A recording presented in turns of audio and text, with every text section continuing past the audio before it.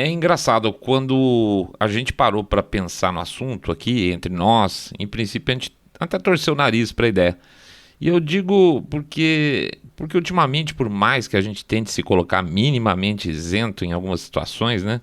Algumas forças tribais batem os tambores aí na cabeça da gente, em função dessa polarização no duro, né? Essa sensação meio 24/7 de que a gente tem que torcer para um lado. E a gente acaba escolhendo um lado, muitas vezes por causa de elementos não racionais. É humano perdoar mais quem a gente gosta e ser mais crítico a quem a gente despreza, claro. Não tem como fugir disso. Mas não dá para ser sempre assim quando a gente quer analisar alguma coisa de maneira minimamente racional. E principalmente fazer análise com base nos valores que se defende. A gente já volta para esse assunto daqui a pouco.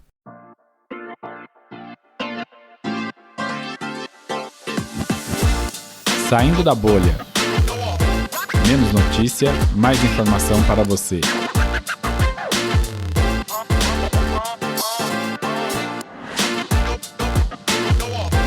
Chegou a hora de unir as Irlandas?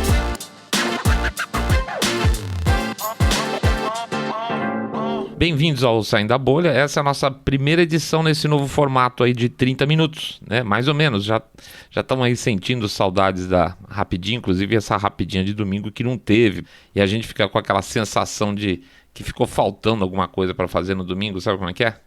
Então deixa eu enxertar um assunto aqui antes da gente continuar. Primeiro, pedir desculpas para vocês por logo de cara aí nesse novo formato já pisar na bola com esse esquema novo, né? A gente devia ter tido um programa na segunda-feira, mas fomos, como eu posso dizer, pulverizados aí com a notícia de que o Mr. Way, meu vizinho de sala de trabalho, de máquina de café, de mesa de reunião, estava com suspeita aí de pastel da sorte chinês. Dias de febre muito alta, mal-estar, e eu, claro, suspeito pela proximidade. Paramos tudo, claro, saúde primeiro. E já no domingo, o Mr. Way já está se sentindo bem melhor. Ainda está em observação aí, vamos ver como é que tá. Mas tá começando a voltar a luta. E eu aqui sem nada aparentemente também. Vamos ver mais uns dias, né? Mas vamos gravar, né? Deu saudade de vocês. São 2 anos sem parar. Não tem jeito. Quando a gente para, fica parecendo que o mundo parou também. Enfim, obrigadíssimo pelas muitas mensagens e o enorme carinho que a gente recebeu de todos os lados aí por todos vocês. Vocês são claramente aí nossos melhores amiguchos, fora a Ana Reis, claro que é a nossa coleguinha, né, Ana Reis? Falei certo. Quando o périplo aí terminar essa coisa toda, a gente promete que avisa vocês todos. Mas a gente entra aqui nesse primeiro episódio desse formato, nesse episódio 41 do Saindo da Bolha, falando de Irlandas. Pois é, rapaziada. Quando a gente fala em Irlanda, vem de prima Irlanda do Norte, né? A Irlanda do Norte é legal, a Irlanda do Norte é Reino Unido, Irlanda do Norte é conservadorismo, enquanto Irlanda mesmo é União Europeia, é mais oba-oba europeu, né? Portanto, uma certa tendência de se ver a Irlanda do Norte como oprimida e a Irlanda como opressora, não exagerei. Mas assim, dois potenciais países com diferenças enormes e irreconciliáveis. Mas não é por aí, e nem o contrário também. Pelo menos em um dos 2 episódios recentes, a gente fala sobre um tema que, quando é uma grande potência, dá as cartas em uma região e traça fronteiras aleatórias, sempre dá porcaria, para não falar outra coisa. Um desses episódios foi recente aí de Myanmar, que a gente lembra que os colonizadores fecharam lá a fronteira e quando eles foram embora, quem morava lá dentro eram grupos que se detestavam, a ponto de alguns anos atrás os muçulmanos terem sido literalmente massacrados e terem que fugir às dezenas de milhares para o Paquistão, não, para Bangladesh. A questão é a seguinte: na Irlanda não é uma união de etnias feitas na marra. A Irlanda é a Irlanda, tá? Mas tem as diferenças religiosas. Então, você tem a Irlanda, que é a Irlanda, ponto. Dentro da Irlanda só mora irlandês, mas você tem diferença religiosa. Irlanda de irlandeses independentes de religião, então. Então, deixa eu dar 2 passos para trás nesse caso. Primeiro ponto: Por que a gente resolveu tratar desse assunto? Simples, porque a Irlanda do Norte comemorou dia 3, pois era para ser a data do programa, ia ficar super legal, vocês iam falar, que legal, não sabia, foi anteontem, mas a porra do pastel da sorte chinês quebrou um pouco o nosso clima aqui, e eu me perdi. Sim, então dia 3 de maio de 2021, a Irlanda do Norte comemorou os seus 100 anos de existência, né? Legal, né? Pois é, não muito. Uma pesquisa realizada entre os norte-irlandeses semana passada perguntou se a formação da Irlanda do Norte era algo a ser comemorado. E só 40% das pessoas que moram lá acharam que sim. Isso por si só já desmonta uma ideia meio pré-concebida de que os norte-irlandeses são orgulhosos, na sua grande maioria, de fazer parte do Reino Unido, né? E mais, com números desses, como é que não se fala com frequência em independência da Irlanda do Norte, ou melhor, reunificação das Irlandas? Daí vem então o segundo ponto. Para pensar nisso, a gente também tem que dar mais um passo atrás nesses 100 anos e conhecer um pouquinho aí, pelo menos, uma passada nessa história. Bom, se a gente está falando em 100 anos, quer dizer que, na verdade, a Irlanda do Norte foi resgatada de uma Irlanda que se tornou independente. E ela foi se tornar independente por meio de uma guerra civil nos anos anteriores, tá? Então, separou lá, a Irlanda passou a tomar conta de si mesmo e na sequência a Irlanda do Norte se separou da Irlanda para se juntar de volta ao Reino Unido. Só que uma parte que era leal aí ao Westminster, né, ao Império, basicamente era formada por protestantes. Naquela época, ao contrário da maioria católica, e além de protestante, eles eram financeiramente melhor posicionados e não desejavam essa separação. Isso criou aí, então um terreno fértil para o Império Britânico montar suas bases, armando os caras lá até os dentes, dando uma grana preta e dando poder para esse grupo para preparar sua saída da Irlanda independente e voltar para casa, vamos chamar assim. Vocês já devem ter ouvido a expressão o Ulster, né, quando se fala de Irlanda. O Ulster é uma região formada aí por 9 condados no norte da Irlanda e seria ele a base para toda essa Irlanda fiel, né, que voltaria para o Reino Unido. Só que tinha um probleminha aí. Se os irlandeses leais, e entendo aqui quando eu falo de leais ao Reino Unido, tá? Ou unionistas, como eles falam, quisessem ter um país, digamos um país de verdade, com certa transparência política, a região do Ulster mesmo, como um todo, tinha muito católico para ser estável. E não dá para separar um pedaço do país dizendo que é de maioria protestante, que por isso estão voltando para o Reino Unido, sendo que você tem um monte de católico lá dentro. Portanto, era mais jogo que alguns condados aí do Ulster ficassem na Irlanda independente, chega para lá, a Irlanda dos chamados nacionalistas, né, para garantir uma maior para garantir uma maior proporção dos protestantes no norte. Inicialmente eles chegaram à conclusão que deveria haver uma maior segurança se só 4 dos 9 condados fizessem parte da Irlanda do Norte. Só que no final das contas ficaram 6, porque 4 condados com uma população muito pequenininha faria o país, a Irlanda do Norte, ser muito pequeno e fraco financeiramente, economicamente, desculpa demais. Repara uma coisa, olha que decisão aleatória, né? Faz o seguinte, pega 9, não, 6 tá bom, 4, não, melhor 6. Como é que você faz um país desse jeito? Repara uma coisa, olha que coisa aleatória para se estabelecer o que é então uma nação. É uma coisa totalmente maluca, uma potência estrangeira baseada em uma elite local ficar literalmente desenhando a área de fronteira desse jeito. Mas foi assim, tá? Foi assim que aconteceu. Todo esse processo estabelecido de que é meu, que é seu, etc. e tal, foi acompanhado e incentivado então por Westminster, que daria bala, literalmente, e bala financeira necessária para os caras ficarem de pé, custe o que custar. Então, no final, todo o mapa de fronteira foi redesenhado para empurrar áreas católicas para o outro lado da fronteira, ainda que essa divisão fosse totalmente antinatural, tá, gente? O resultado desse processo e que deixou ainda uma população católica de grande número presa, vamos chamar assim, em um país dentro da Irlanda do Norte, um país onde eles não queriam morar, foi o Government of Ireland Act de 1920, em que o Reino Unido estabeleceu a Irlanda do Norte. Para os cidadãos que estavam insatisfeitos, ou seja, os católicos, a minoria, coube a eles o direito de ficar quietinhos. Óbvio que as coisas não funcionam bem desse jeito, né? Para piorar, com o passar do tempo, os unionistas, a turma do Norte, revisaram as zonas eleitorais lá dentro, de forma que os chamados nacionalistas, os católicos, basicamente, ficassem concentrados em menos regiões. Por exemplo, digamos que existissem 2 áreas eleitorais católicas fortes. Isso geraria 2 representantes lá no parlamento local. O que os caras fizeram? Transformavam, por exemplo, essas 2 áreas católicas fortes em uma área só, tá? E também tem outro ponto. As eleições locais, tá? Não eram universais. Somente pessoas com propriedade poderiam votar na época. E os católicos, que na maioria eram mais pobres, com isso tudo, então acabavam não tendo tanto direito a voto assim.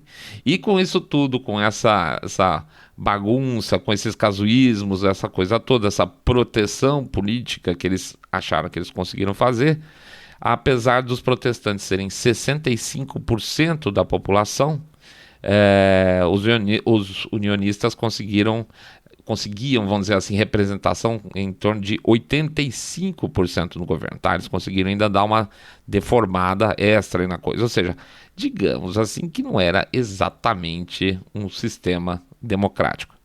Mas isso, gente, nunca foi também, por outro lado, tá? Um problema para o Reino Unido, que nunca se pronunciou a respeito, até porque era claro de interesse deles que a Irlanda do Norte fosse, digamos, politicamente estável, sem os riscos de uma nova onda separatista. Ou seja, não adianta nada ter investido essa grana toda, ter dado bala para os caras e depois, politicamente, os caras virarem a chave e voltar lá para a Irlanda de novo, tá? Então, o Reino Unido ficou quietinho do lado dele, mesmo sabendo que a coisa não era bonita. Já nos anos 60, a coisa começou a esquentar. E aí, meio que embalada também pelos movimentos de liberdade civil lá nos Estados Unidos, e alguns políticos, vamos chamar assim, moderados unionistas do Norte, até tentaram considerar oferecer um mínimo de igualdade entre as partes, mas os políticos linha dura nunca permitiram, o que foi basicamente um erro. Um erro que explode como? Explode em violência mais tarde, por muitos anos, e que hoje certamente acaba estampado aí nas pesquisas que a gente vê, falando que tem muita gente mais insatisfeita com o país do que satisfeita. Mostra essa fragilidade da ideia de uma Irlanda do Norte para os próprios moradores do país, que é uma coisa meio bizarra, né? Eu vou ler para vocês um trecho de um discurso teoricamente conciliador de um cara chamado Terence O'Neill, que foi primeiro-ministro lá da Irlanda do Norte entre 63 e 69, para vocês verem que quando a gente diz que não havia o menor respeito pelos católicos norte-irlandeses, não é exagero retórico, tá? Olha a cabeça dos caras, como é que funcionava na época. E esse cara que eu vou ler, o Terence O'Neill, até certo ponto ele era um conciliador, tá? Meto aspas aqui para vocês.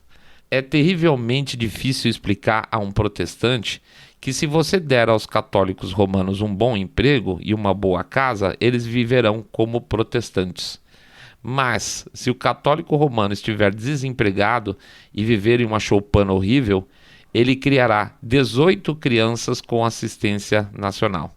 É impossível explicar isso a um protestante militante. Ele não consegue entender de fato que se você tratar os católicos romanos com a devida consideração e bondade, eles viverão como protestantes, apesar da natureza autoritária da igreja deles. Ou seja, era visto assim como se fosse um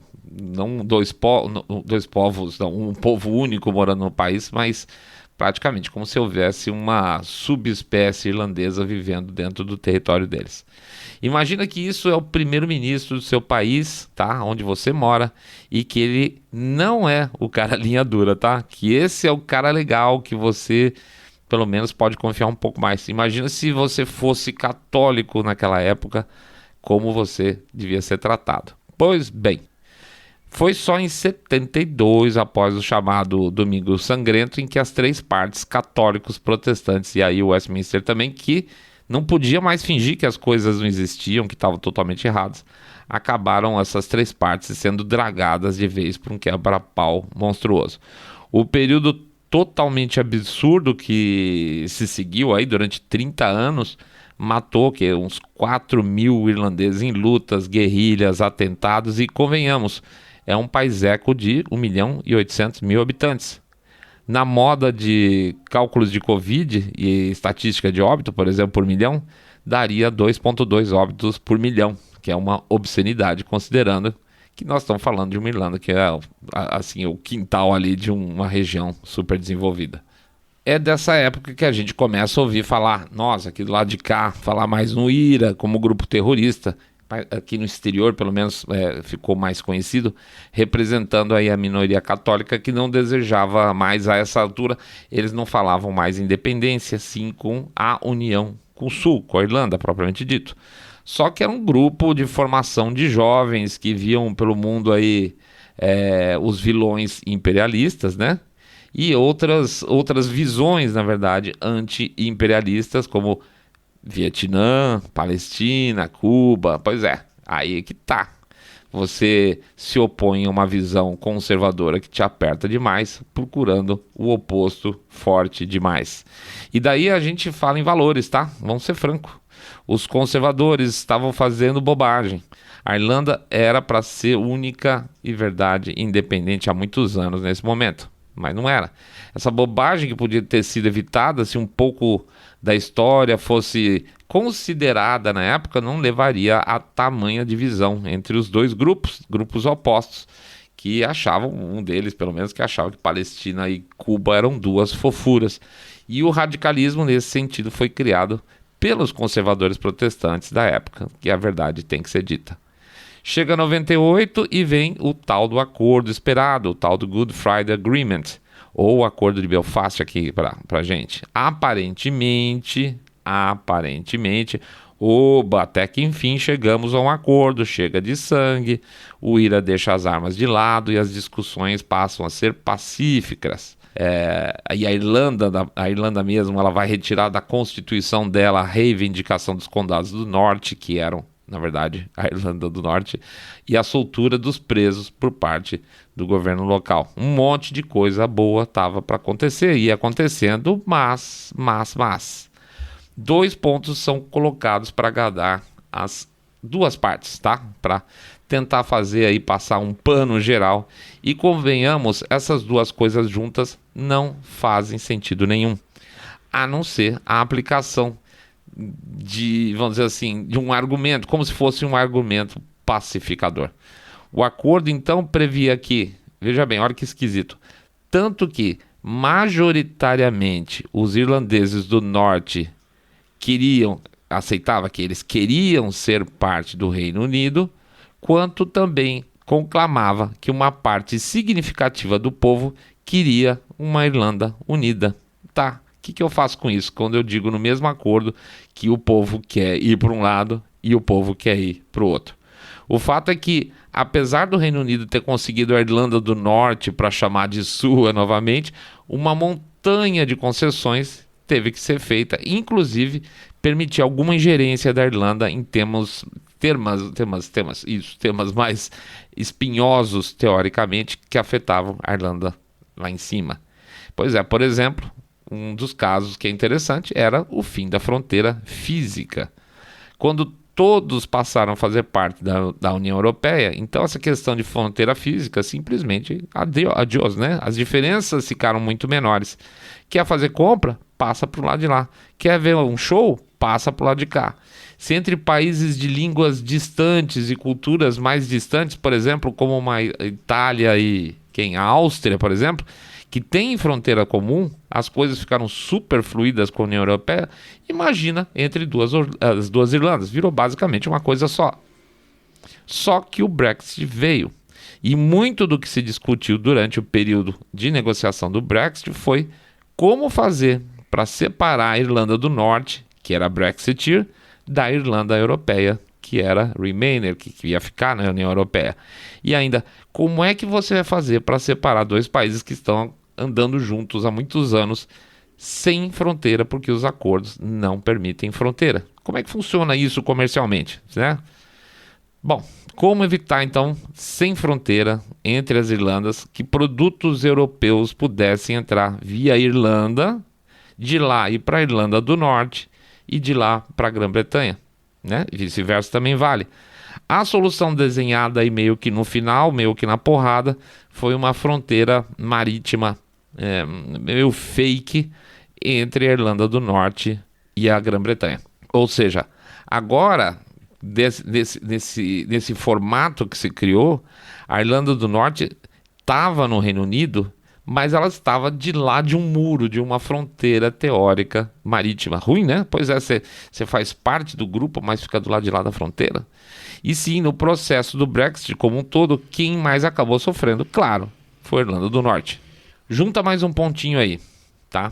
Hoje, todas as zonas eleitorais da Irlanda do Norte, na fronteira com a Irlanda, são governadas por nacionalistas, tá? Ou seja, são pessoas a favor da união com a Irlanda, o país, a Irlanda. Então, todas as zonas de fronteira são pró-união novamente. 4 dos 6 condados, ou seja, a maioria dos 6 condados são de maioria nacionalista atualmente. As 2 maiores cidades do país, que são Belfast e Derry, são nacionalistas, são a favor majoritariamente da União. 3/4 dos parlamentares da Assembleia de Belfast são a favor da unificação. Gente, vamos ser franco, acabou, né? Todo o processo criado no passado para garantir uma maioria unionista foi consumido com o tempo, seja pelo processo da União Europeia, como por mudança demográfica e até mesmo crescimento aí de um nacionalismo irlandês. A sensação que se tem hoje é que a divisão se mantém só por ser um processo tradicional, o que como princípio é ok, mas uma tradição criada de maneira totalmente sintética, mais sintético que poliéster. As discussões hoje são abertas e sim, existe um perigo de reversão.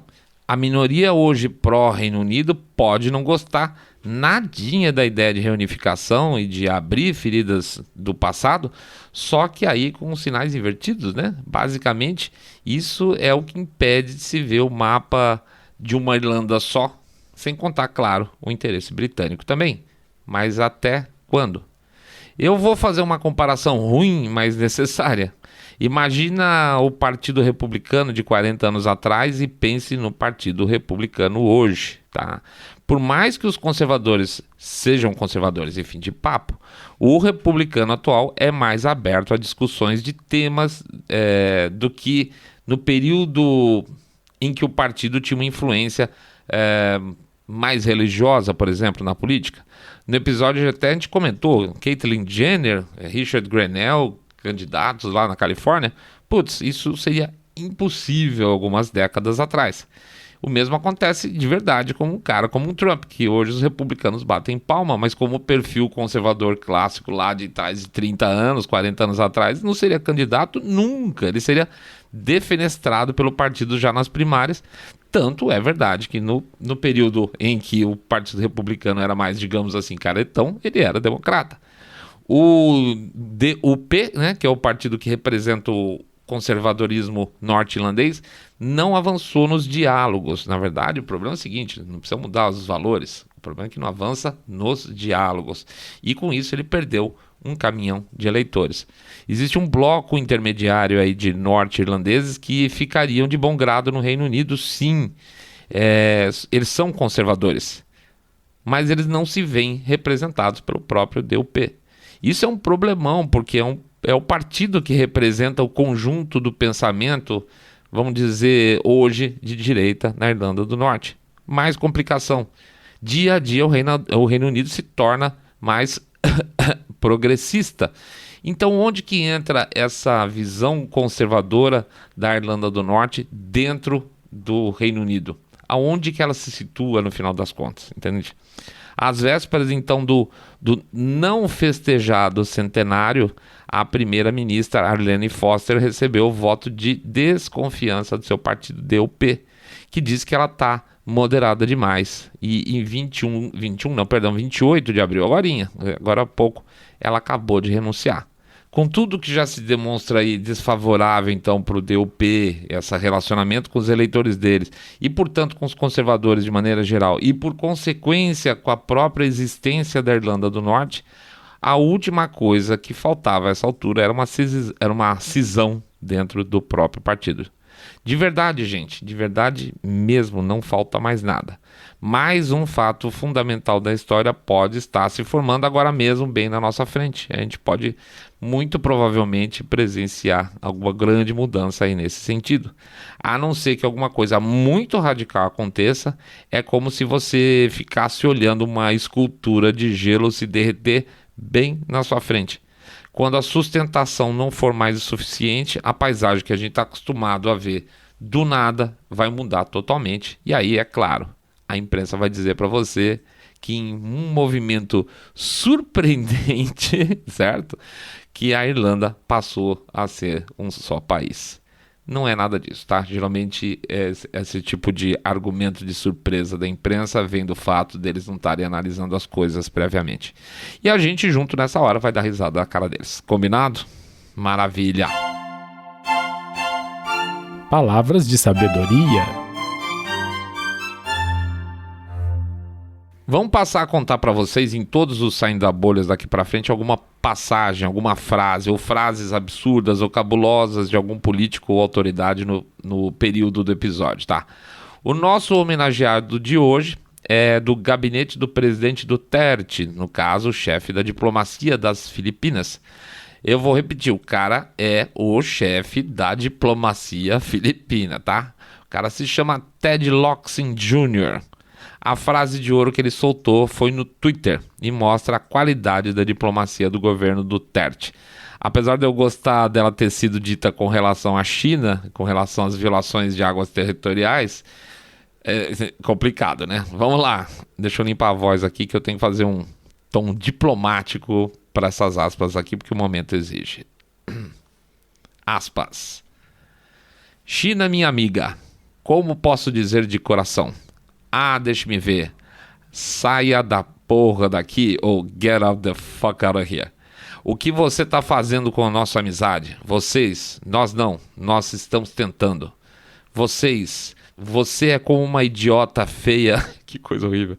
Você é como uma idiota feia forçando para chamar a atenção de um cara bonito que quer ser seu amigo, não ser pai de uma província chinesa. Aqui ele estava mencionando de alguma forma o Duterte. E aí no segundo, ele tem um segundo tweet na sequência falando do Duterte de novo, tá? Então vamos lá, aspas de novo. Ele não tem útero. Olha isso. Ele não tem útero. Se ele tivesse de dar à luz a uma província chinesa, seria uma bola de merda na melhor das hipóteses. Na melhor das hipóteses, e seria o fim do regime.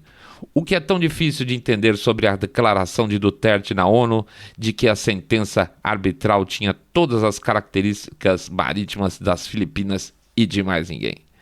Esse senhor é o nosso amigo, como é que chama ele? Locsin. Ted Locsin Jr., é o nosso grande diplomata, chefe da diplomacia filipina, tweetando por aí. Tá? Toda semana a gente deixa um recadinho de alguma celebridade para vocês daqui em diante para fechar o episódio também, ok? Vamos lá, fazer o nosso jabá, porque a gente passou reto no jabá na frente, até esqueci da coisa. Vamos embora. Vamos pedir para quem não conhecia a gente, ou vai conhecer agora, que entre lá no site www.saindabolha.com.br, clica no botão follow this podcast ou siga a gente no Spotify, Podcast Addict, Apple Podcasts e Google Podcasts, ou qualquer outra plataforma que vocês quiserem. Segue a gente também lá no YouTube, tá? Dá uma força pra gente. Ah, mas se eu sair da bolha, eu já sigo vocês aí. Segue lá no YouTube também, que ajuda a empurrar a gente pra frente, por favor. Entra lá no canal do YouTube, obviamente, chamado Saindo da Bolha.